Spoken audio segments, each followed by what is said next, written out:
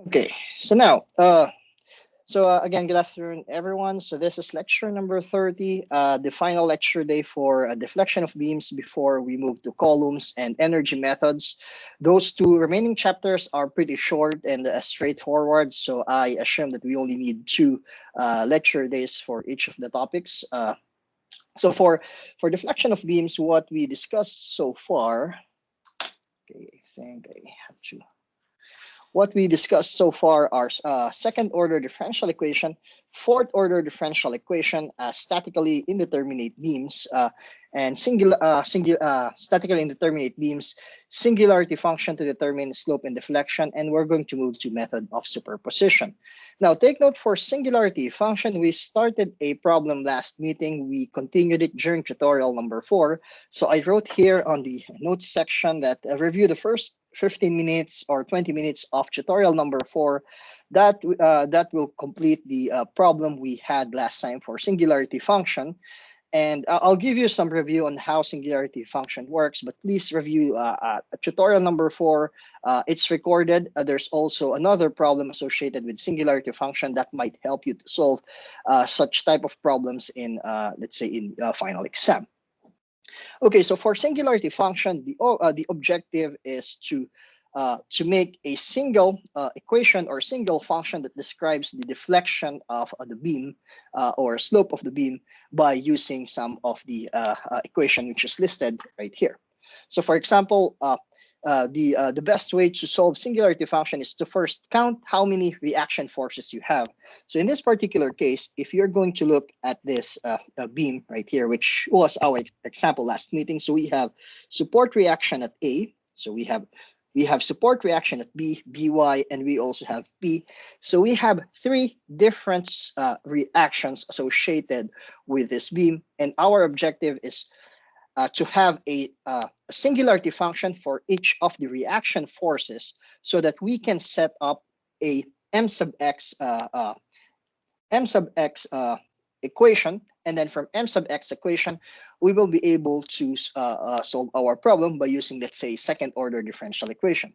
So once we get m sub x, we can substitute it to our second order differential equation.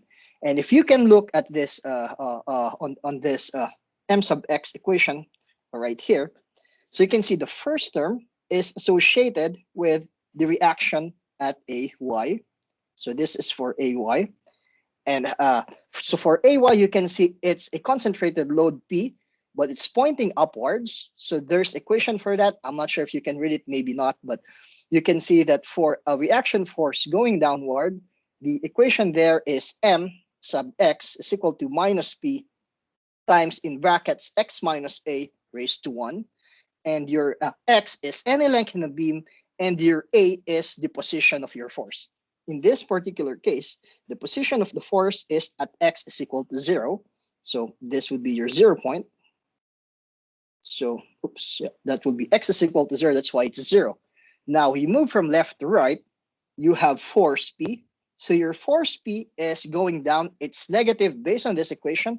So whenever you work with singularity function, you have to look at this table. You have to look at the bending moment. Again, the overall idea is to get the equation m as a function of x. In this particular case, it's negative P. Whatever P we have, that's negative. And then x minus a. So the position of that is this from this point up to that point, which is a. And then you'll be able to, in this particular case, you can see it's P times in brackets x minus 1/4 L, which means that the location of P is at 1/4 L. And then at the end of the beam, which is x is equal to L, you will see that x, now you have L. Now the reaction force at the end is, should be 1/4 P. I'm missing P right there. So 1/4 P x minus L raised to 1. Again, everything is based on this table. So once you have different reaction force, it could be distributed load, concentrated load, it could be moment, it could be a triangular force. I would not give probably this one because you can see this is small. Even I think in the book it's difficult to read, or yeah, you can read them, but probably we'll going to our coverage will be up to just this triangular load right here. But the objective is to singulate each forces, each reaction, and develop a kind of m sub x equation. Now, once we have m sub x, we plug it into our second order differential equation, and we kind of integrate it, get C1 and C2, and solve for the, let's say, equation of the elastic curve. In this particular case, whenever you have a singularity function, as we discussed before, you have to treat each singularity function as a variable for now. So you don't interpret them yet, just put the numbers there and keep this part as a variable when you are, let's say, integrating or differentiating the terms. So for example, in this particular case, if it's x minus a raised to n, it's just 1 over n plus 1, and then raised to n plus 1. So you treat them as it is for now. And then whenever you get the final result, so let's say you already have values, you already have a value for let's say this one. So let's say you have x minus 1/4 L. Now, how can you interpret it? So you have to go to this conditions right here. So if you go up here, which again discussed in tutorials number 4, so you can see that x minus a raised to n, so that's our equation right here, at n is greater than 0. In our case, n is equal to 3. So we go to this one. So if x is greater than or equal to a, this would be the value of that specific function. Or if x is less than a, that would be 0. And you can imagine that if x is less than a, this part of the equation would become negative. And how are we going to use this equation of the elastic curve? So just imagine if this is your 1/4 L. Say that's 1/4 L. Okay, not writing properly. So let's say that's 1/4 L. So you can easily imagine your x could be anything between a and b. So your x could lie somewhere here. If your x is greater than 1/4, which means we are talking about any points on this right side of this point, that would make this function negative, which means x will be greater than x will be sorry, that should be the other way. Okay, x will be greater than a, which means that if we go up to this condition right here, x is greater than a, so which means that it's this condition here, and then we will be able to change that. So we can change this function here into this one right here. What's the difference between the two? This is your regular equation. This one doesn't mean anything until you evaluate them based on x is less than a, x is greater than a. Now, if you look at the values at the left side of this point, let's say you are at this point, you look at the left side, that means your x would be less than a, which means if you look at this equation here, that becomes negative. And if we look at x less than a here, so go up and then you can see this part, x is less than a. So that function there will become 0. So let's say if you're going to plug in a certain x value, that's the only time that you can evaluate the your singularity function. So that's how singularity function works. So any question about this? Again, for those who didn't attend tutorials number 4, review the first 15 minutes of tutorial number 4, and that would tell you a lot about singularity function. But I just want to review it just for clarity, and everything boils down to this conditions right here, so that you can assess what are those values. And for singularity function, normally it's written in such a way that you have brackets like this. Oops, yeah, it's red, so you can see that. But yeah, it's normally written as so. For example, for this equation, EI or the equation of the elastic curve, normally it's still written in this one. Not until you put what X value or what position on your beam you want to assess the, let's say, the deflection. Any question, class? Everything is clear? Okay, just want to check the messages. Okay, so if that's clear so far, so that's what we solved last time.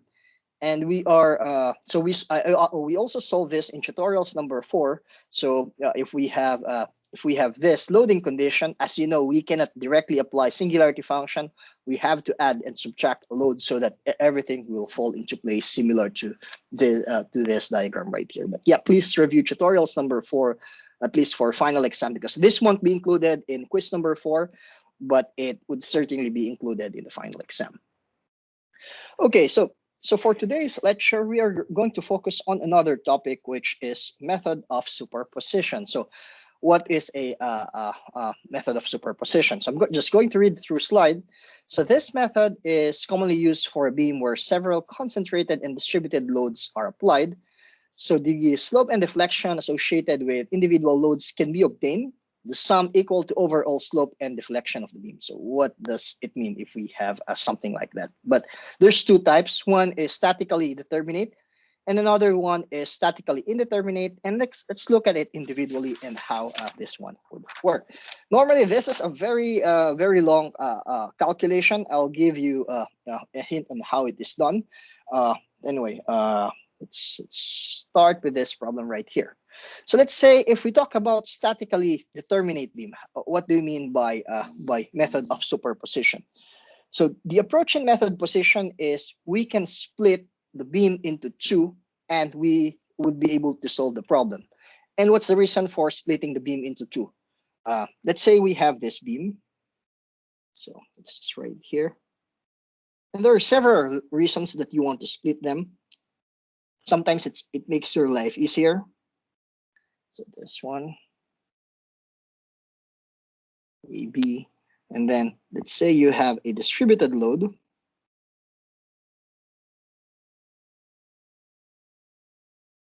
And let's say this is, yeah, I'll not write the dimensions right now. Now, for this particular beam, as you know, we can, we have concentrated load. I forgot, I'll change the color.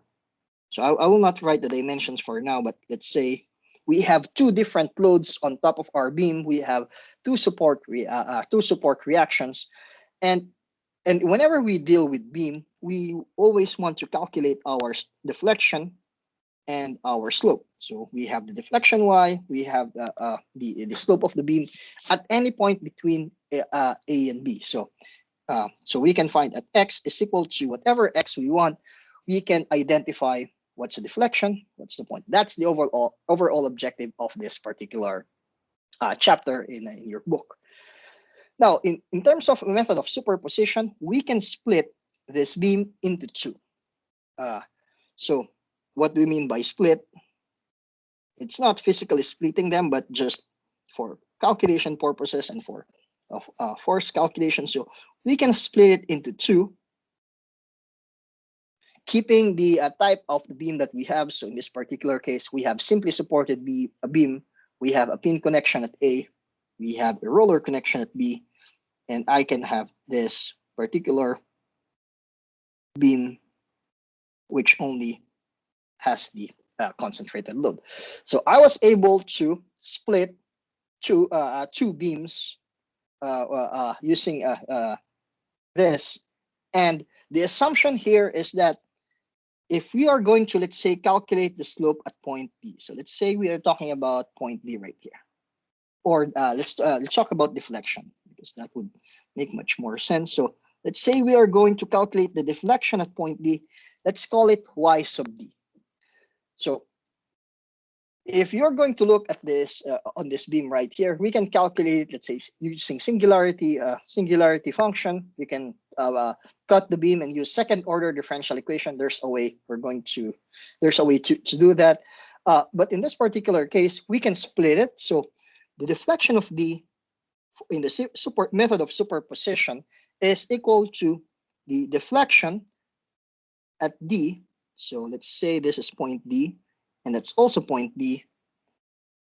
And I'll put here distributed load beam, which is this beam right here, and that's all plus the deflection at point D with just your concentrated load, which means that I can individually calculate the deflection at D using this beam on the left side, and I will get Y sub D, or sorry, not this one.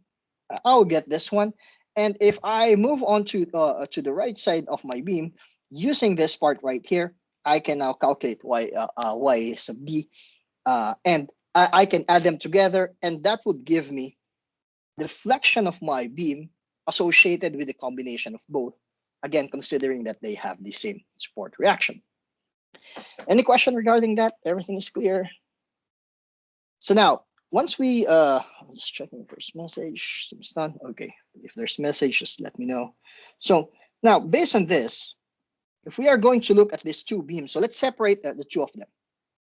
So okay, so we have two beams. Number one, that's this one. Okay, we have roller support, we have distributed load, and for this particular problem, please do practice at home, because once we solve these problems,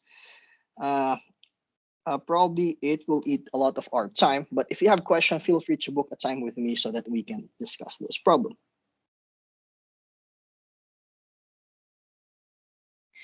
Now, looking at this beam, what's the advantage of let's say splitting it into two? If I will calculate two different beams, so you will imagine that, yeah, that would be much longer. One value is the one value of doing that is that if we, let's say, talk about this beam, we already solved this one in lecture number 27. So you can check lecture number 27. So let's say you already solved a lot of problems and you already know that, okay, if I have this loading condition, I have this equation. If I have this loading condition, I have this equation. And then, if you combine them together, instead of like solving that particular problem, those individual beams right there, you already have numbers. So if you're going to check your lecture, you will find out in lecture 27, and that's on the board notes on D2L, you will find out that we have the equation of the elastic curve, which is y as a function of the following. So we have W, which is whatever distributed load we have, W 24 EI, and we solve this using fourth order differential equation. If you can still remember that we solved this problem. So minus x raised to 4 plus 2lx minus L3. So we have the following equation for our deflection for this particular beam. Again, that beam doesn't have the dimensions that we specified here. This is just an equation of L, whatever the length of our beam, and then whatever the value of your distributed load. But everything would be the same. So we have and that's the reason why we are kind of solving it in terms of variable, because it would give you much more sense whenever you move into the different problems, rather than solving it by just directly using the numbers. So now we have those equations for that beam, and I hope you can still remember that. And we also have the slope for that particular beam. We also have an equation for slope, which are the following, which are the following. So we have, that should not be really W, but I'm calling it W. It's kind of omega there. So we have the following equation for slope of the beam. So we have negative 4x raised to 3 plus 6 Lx2 minus L3. So we also have those numbers. And again, this will tell you your slope and deflection at any value of x, assuming that, let's say, your x is at 0 at point A. So at point A, you have x is equal to 0. Yeah, go ahead. Should, There's a question. Should it be negative for y? Should it be negative x to the power 4 plus 2l x to the power 3? Negative x to the 4 plus This one right here should be negative. Yep. But should it be 2lx to the power 3 raised to the power? Yep, that's correct. Yep, I have it 3 right here. Yeah, thanks for pointing out. Yep. Yeah, thanks. Yep. So that should be raised to the 3. Yeah, that's correct. Okay. Any other question? Yeah, thanks for pointing that one out. Okay, I left that, but it's in my notes. Question. So now we have the following numbers, and we can easily calculate what's y and dy dx at point D, because we know that at point okay, yep. Okay, thanks John for sending that one out. Yeah, that's correct. Oh, that should be plus. Yeah, okay. Okay, that should be plus. I'll double check this one if it's plus or minus, but I think that should be minus. I'll get back to you on that just to save time. But yeah, thanks for pointing that one out, John. But yeah, so assuming that's just wondering, yeah. So assuming that's correct for now, I'll get back to you on that. So once we substitute the number, so we know that our W for this particular example is, if you look at the example here, it's 20 kilonewton per meter. And then we have our L, which is equivalent to the length of the beam, 8 meter. And in this particular problem, we have EI 100 meganewtons. So we have the EI is equal to 100 meganewtons meter square. And at point D, x is equal to 2. Again, assuming that x is equal to 0 is at point A. X is equal to 2 meters. If you're going to substitute these numbers to your y and dy dx, you will find the following. So you'll get y is equal to negative 7.6 times 10 negative 3 meters. And then you'll get that your slope is equal to negative 2.93. So it's a negative slope times 10 raised to negative 3 radians. Yep, so this would be only applicable for the beam on the left side. How about on the right side? And again, on the left side, we solved this one using fourth order differential equation. On the right side, you can use singular. The easiest way that I can think of is to use it as singularity function. But I'll show you how to use second order differential equation using using this beam. And the problem with second order differential equation, as one of you pointed out in one of the lectures, that once you cut a beam for second order differential equation, because the objective of second order differential equation is to get m as a function of x. We can either cut it before the concentrated load or after the concentrated load, and you will get different values right there. So the question is, how can I incorporate this by using a second order differential equation? We're going to solve that shortly. But if you're going to solve this, let's say, using any method you may want, it could be singularity function, it could be a second order differential equation, which we are going to do right now or later, you'll get the following. So I'll just jump into answers and then we are going to solve it eventually. So what you're going to get is y sub d is equal to 3 EL raised to 3 divided by 256 EI. And then for your slope, that's dy over dx is equal to, and this is at point D, specifically at point D, is equal to negative PL square over 32 EI. So you will get the following equation, of course, assuming that your force is P. And again, as you might realize that whenever you apply, let's say, or you integrate a function, some of the forces here assume that they are your variables. In this particular case, it's force P, and you know it's a value of P, and a length with length of L, which in this particular case, it's 8 meters.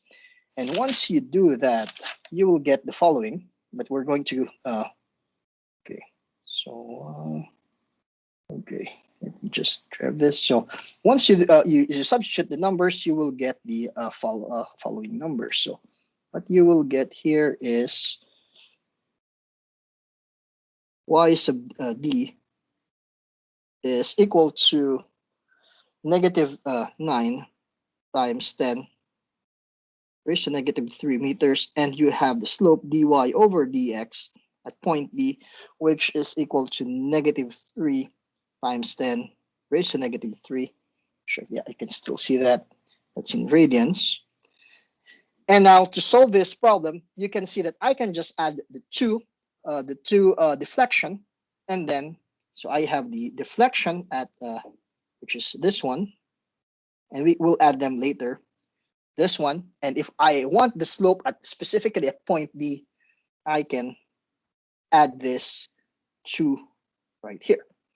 Now, if I add that 2, I'll be able to solve this problem by splitting the beam and then getting my equation. So now, the question here is how can I use second order differential equation, let's say using the beam on the right side.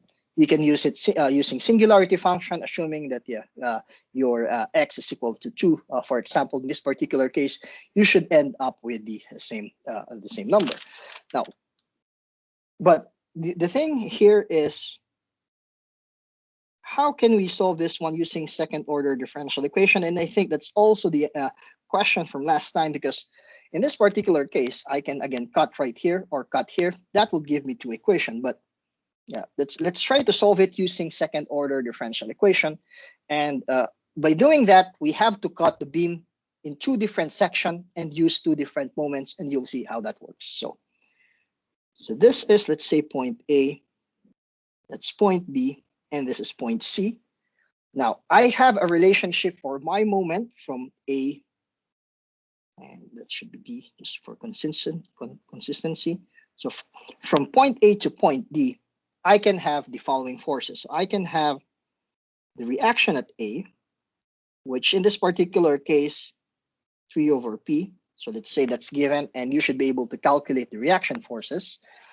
I have we call it V sub 1, and we have M sub 1. And again, those are just an assumption of directions. And once you solve this one, you will get your moment function from A to D, M sub 1 is equal to 3 over 4 px, assuming that this length here is your x. So we cut our beam at x between A to D, and that would be the moment equation. Now I can cut my beam after my force, which gives you the following. So I can cut it between dB section, and what I will get is I'm going to get A sub y here, which is 3/4 p, and then I have force p right here, which has a distance of L over 4. So this would be L over 4. And we know it's L over 4 because it's you can see right here 2 and 8, so L over 4, and that's x amount. And then I can have, oops, I hope you can still see that, maybe not. I have V2, and then I have my second moment associated with dV. If I sum my moments right there, I'll get the following equation.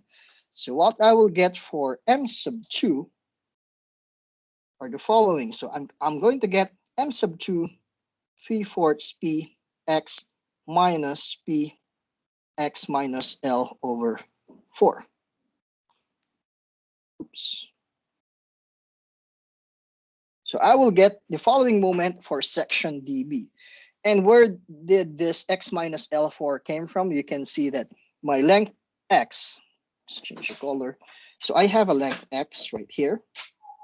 And if I calculate my moment, this distance right here is x minus L L divided by 4. So that gives me P times x minus L over 4. Now, I have 2 different moments. I first have to start with section A to D. So for section A to D, I will apply the second order differential equation. So I'm going to get this equation, d squared y dx squared. and that's equal to 3/4 p x. And then I'm just going to write the next two equation after integrating your equation. So you're going to get EI, your slope dy over dx is equal to 3/8 p x squared plus c1. And then you have the next equation, which gives you deflection, is equal to 1 over 8 px3 plus c1x plus c2. So you have those equations. So let's call it equation 1 and 2 for now. Let's not use boundary condition for now. Let's continue solving this problem. So now, let's go to the second moment that we have, which is m sub 2 is equal to this equation here. Let's put it into second order differential equation, and then so we're going to get the following. So we have EI b squared y bx squared, and that's equal to negative 1 8 bx squared plus 1 over 4 blx plus, now let's call it C3. Instead of calling it C1 and C2, now let's call it C3 because it's a different constant of, oh, sorry, I copied it wrong. Should be the slope. Yeah, that should be the slope. Okay. Okay, sorry.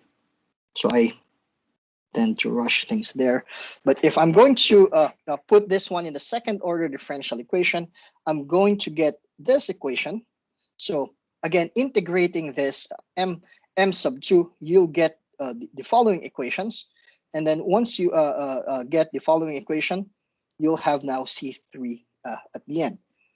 Now, I can also get my deflection using that equation. So I'm going to get y, and that's equal to negative 1 over 24 px3 plus 1/8 l plx elx squared plus, now this C3 has x plus C4.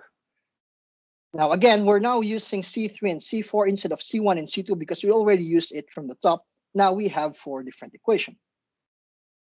And you will see that this second order differential equation now becomes a kind of fourth order differential equation wherein you have 4 different constant of integration. In this particular case, even if it's second order differential equation, you have C1, C2, C3, and C4. But the question here is, where would the boundary condition will be available? So we know that we have a boundary condition x is equal to 0, y is equal to 0. And take note, we can call it y. So let's call this one, just to be clear. So let's call this one y because it's different slope and deflection from different points. So we can call this one as 2, and that's a 2. So we can call it as slope number 1 because they are different. They are not completely the same because it comes from section AD, the first one. The second one would come from section BB. Now, the first boundary condition we have is at x is equal to 0, take note at y sub 1, which is the left side of the beam at point A, the left side of this beam. So that's equal to 0. That's the first boundary condition. We can use the second boundary condition. X is equal to L, y2 is equal to 0, because at the end of the beam, your deflection would be 0. So that's the second boundary condition. Now, how about the other boundary condition? Because we cannot really use other boundary condition, but now we look at the intersection of those two sections, which is at point D, and we can assume that at point D, wherein our x is equal to L over 4, we can assume that the slope and deflection for those two separate equations are the same. So we can assume that dy dx of the first one is equal to dy over dx of the second one, because they are talking about the same point. It's just you have from A to D, and then you have D to B. Now, point D becomes your kind of boundary condition. So at this particular point, your slope of the two equations that you develop should be the same. So you're going to get this third boundary condition. Now, it's not just a slope. You can also say that your deflection at that particular point would be equal. So based on this, I'm going to get 4 boundary condition. I have 4 unknowns. I will be able to develop equation associated with section A to D and section D to B. And you can see here that if you have singularity function, that's the easiest way to solve this types of problem. But here I'm just showing you that it's still possible to use a second order differential equation, but it's kind of more complex. Now, if we're going to use the first boundary condition to solve this problem, so using boundary condition number 1, if we use boundary condition number 1, so we have x is equal to 0, y1 is equal to 0. So you go to the first section wherein you have section AD, and your section AD would be this one right here. So I didn't change color. So that's section AD right there. And then I'm going to substitute it here to this equation.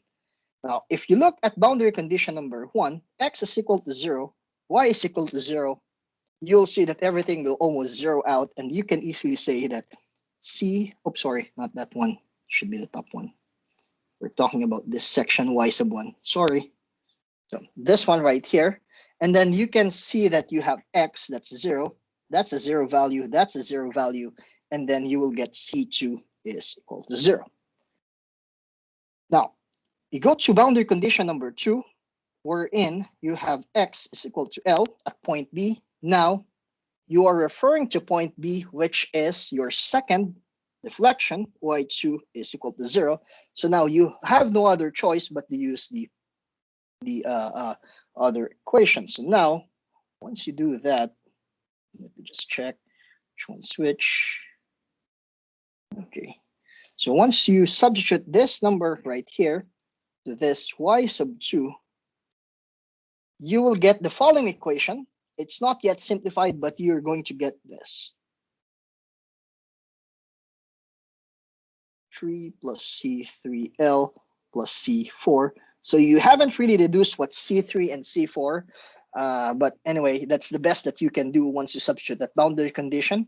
So you can leave it as it is for now. It's just combining all of them once you substitute x is equal to L. So that should be okay. So we now have this first boundary condition, C2 is equal to 0. We have this for the second boundary condition. Nothing useful for now. Just keep it as it is. So now we go to boundary condition number 3, wherein we have x is equal to L over 4, and we know that dy dx1 is equal to dy or dx2.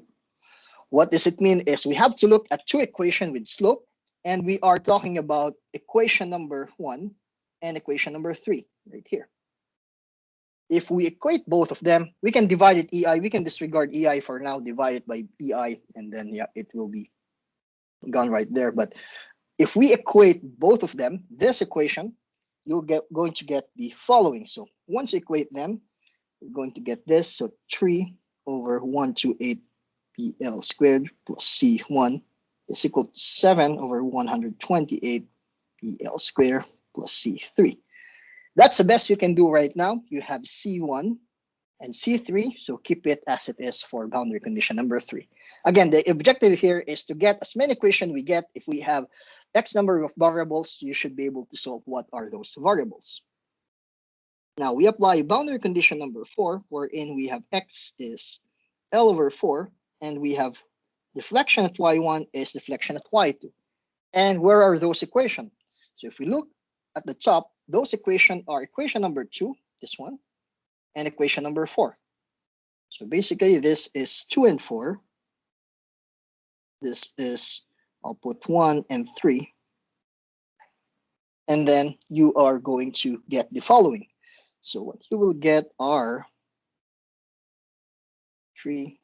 512 plus C1 L over 4 is equal to 11 over 1536. So you can see it becomes a little complicated, but yep. Plus C3 L over 4 plus C4.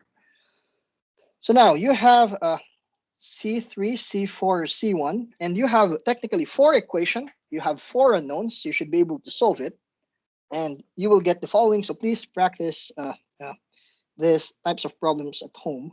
So you'll get the following. So negative 7pl squared divided by 128. C2 is equal to 0. C3 is equal to negative 11pl squared over 128. And C4 is equal to PL 3 divided by 384. Now you can see, and that's why I'm also showing this part, that if you have to appreciate the singularity function in terms of calculating the numbers, because that gives you a much more flexible way on I would say on giving you, let's say, the slope and deflection at any point between A and B. So now you have those equations right there, and then once you get the C1, C2, C3, and C4 and C5, you will substitute Excuse me, X. Professor. Yep, go ahead. Could you scroll back up to equations 3 and 4? I Okay. might have. I don't know why I might be. Oh, okay. I think I see. I just miswrote them. So 1 and 2. That number in red is d beside dy dx and y. Yes. That's 1, right? Subscript Yep. is 1. Subscript is Meanwhile, 1. for the meanwhile for the other ones, equations 3 and 4, that subscript is for 2.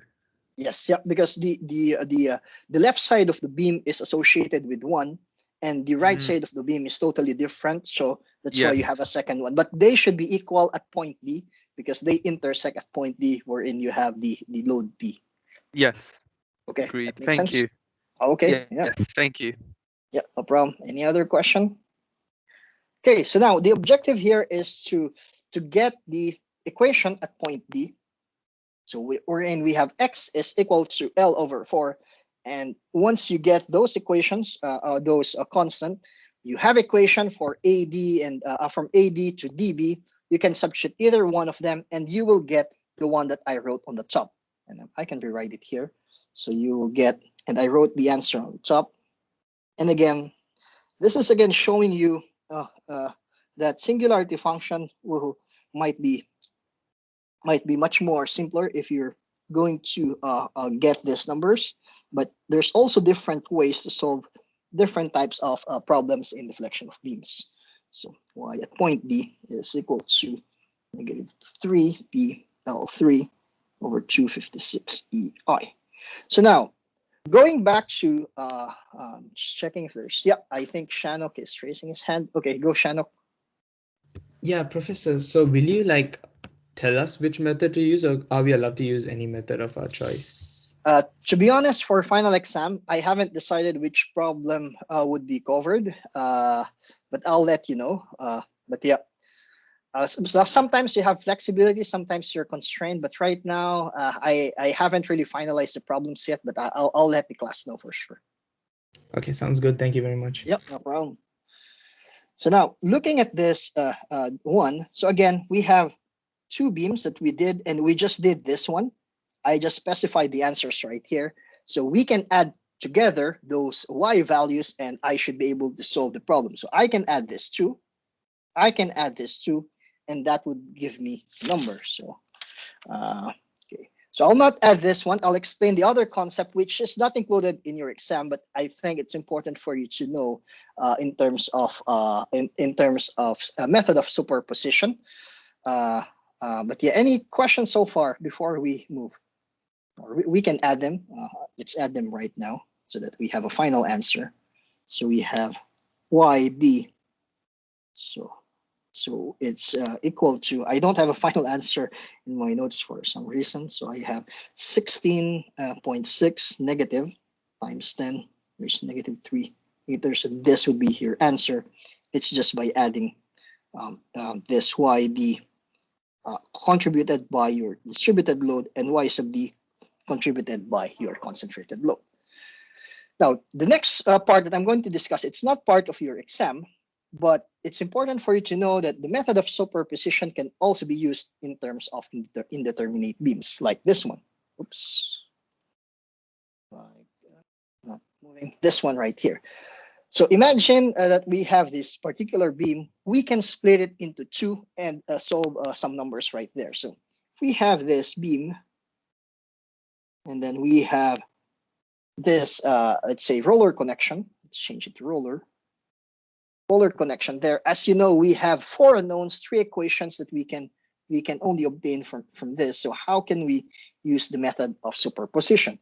Same thing, we can split the beam into two, keeping the type of the beam, which is cantilever beam. So we remove the load, we remove the support reaction at point B. So if this is A and that's B, now I remove the support reaction, and I'm going to have another beam, which is similar type, cantilever beam. And instead of having a distributed load, I will only have a one reaction at the end at point B. And now, if you're asked to, let's say, calculate the support reactions or any point at this beam, you should be able to answer that because you have this two separate thing. Same thing applies. The y at, let's say, let's put a point C right here, or we can use point B. So let's say the deflection at point B is equal to y at point B, which is based on the concentrated load, and y sub B based on the distributed load and concentrated load. But we're not going to do indeterminate beams for your exam, but just so you know that we can do this one. So now we wrap up everything about deflection of beams. Again, review the tutorials last time for singularity function. That singularity function, I think, is the easiest way to solve such problems with less errors, I would say, less tendency for errors. But yeah, so I think that's all for today. So next, so on Wednesday, you're going to have quiz number 4. And next week, we're going to continue our discussion. So we are going to focus on, so for next week, we're going to focus on columns, and then 2 meetings for columns, 2 meetings for energy methods. I uploaded all the slides on D2L, so feel free to check those slides until the end of the class. And yeah, so if you have any question, I think that's all for today.